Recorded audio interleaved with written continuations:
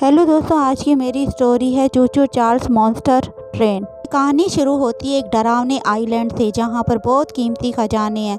लेकिन इस आइलैंड पर कीमती चीज़ें ही नहीं बल्कि ये आइलैंड हॉन्टेड भी है, इसलिए कोई भी यहाँ जाकर माइनिंग नहीं करता है। लेकिन एक चार्ल्स नाम की कंपनी को जब इस आइलैंड के बारे में पता चला तो उसके मन में लालच आ गई। उन्होंने सोचा ऐसा आइलैंड जहाँ इतनी कीमती सामान है तो यहाँ तो खुदाई करनी ही चाहिए। और फिर क्या था, चार्ल्स कंपनी उस आइलैंड पर माइनिंग शुरू कर दी। पूरे आइलैंड पर ट्रेन की पटरियों का जाल बिछा दिया। उन्होंने इतनी खुदाई की कि पूरे आइलैंड का माल निकाल दिया और इतना पैसा कमाया कि जिसका कोई हिसाब ही नहीं है। जैसा कि मैंने पहले ही बताया था कि यह आइलैंड हॉन्टेड है। खुदाई करने वाली कंपनी पैसा कमा ही रही थी कि तभी एक भूतिया ट्रेन ने हलचल मचा दी जिसका नाम था चूचू चार्ल्स मॉन्स्टर ट्रेन।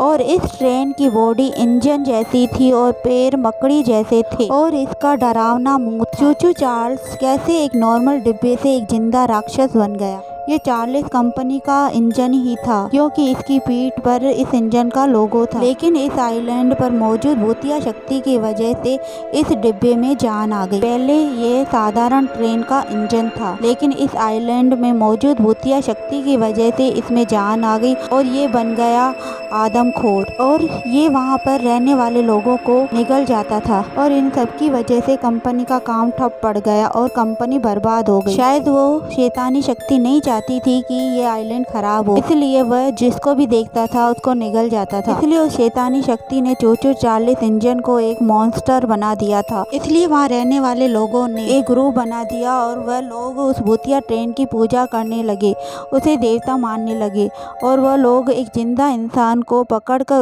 उसकी बलि दे देते। लेकिन ये सब ज़्यादा टाइम नहीं चला। एक टाइम ऐसा आया कि उन लोगों के पास भूतिया ट्रेन को देने के लिए कुछ भी नहीं था। सभी लोग उस भूतिया ट्रेन से परेशान हो जाते हैं, इसलिए वह एक मॉन्स्टर हंटर को बुलाते हैं जिसका नाम होता है लूरिस। लूरिस अपने दोस्त यूजिन के साथ वहाँ आता है और जब वो वहाँ आते हैं और देखते हैं कि चूचू चार्ल्स हमसे भी ज़्यादा ताकतवर है तो यूजिन वहाँ से भाग जाता है। लूरिस भी जब ये देखता है कि चूचू चार्ल्स हमसे भी ज़्यादा पावरफुल है, ताकतवर है, तो वह भी वहाँ से भागने की करता है।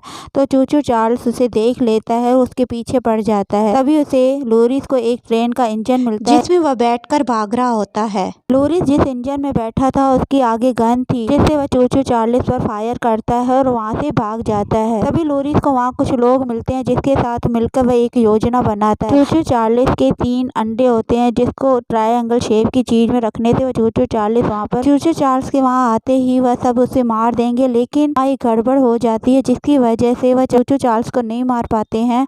और लेकिन उन अंडों में से एक एनर्जी निकलती है जो चूचू चार्ल्स को और ताकतवर बना देती है और जिससे वो बन जाता है हेल Charles. Choo choo Charles monster hunter का पीछा करता है और मॉन्स्टर हंटर उसको अपने सीक्रेट प्लान की जगह लेके आता है जहाँ पहले से ही एक ब्रिज बना रखा था और उसमें बम फिट किए हुए थे। यूजिन ने ये प्लान पहले से बना रखा था और अपने बेटे को बता के गया था। जैसे ही चूचू चार्ल्स वहाँ पहुँचता है तो उस ब्रिज पर बहुत सारे धमाके होते हैं, वो गिर जाता है। चूचू चार्ल्स एक गहरी खाई में गिर जाता है और वहाँ से नुकीली चीज से उसकी मौत हो जाती है। और आइलैंड के एक हिस्से की जमीन के नीचे बहुत सारे चमकीले अंडे हैं जो हिल रहे हैं, यानी टूटने वाले हैं। इसका मतलब है कि चूचू चार्ल्स के पहले से ही अपनी एक दुनिया खड़ी कर दी थी और जो बहुत ही जल्दी अंडों से बाहर आने वाली है। और इसी के साथ ये कहानी यहीं पे खत्म होती है।